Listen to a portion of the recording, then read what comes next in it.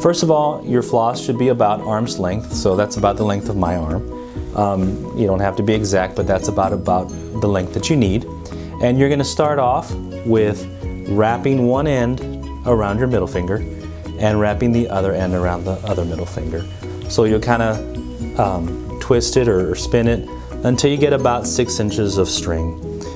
From there, it becomes a lot easier to control, and you're going to use your thumbs and your index fingers to control the string. So I find this much easier to control rather than a big old long piece that can kind of slip and slide through your hand. So once you get to that point, it's a lot easier to control. So you can combination it, you can combo it. What I like to say is you can use 2 thumbs, thumb and index finger, or 2 index fingers and thumb and index finger.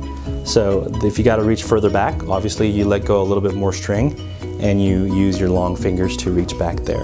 If you want to come up front, you shorten it and you use all 4 fingers in a really small piece to help you floss. So that's just one of the things that has helped me out, and I wanted to share that with you guys. So thank you very much and happy flossing.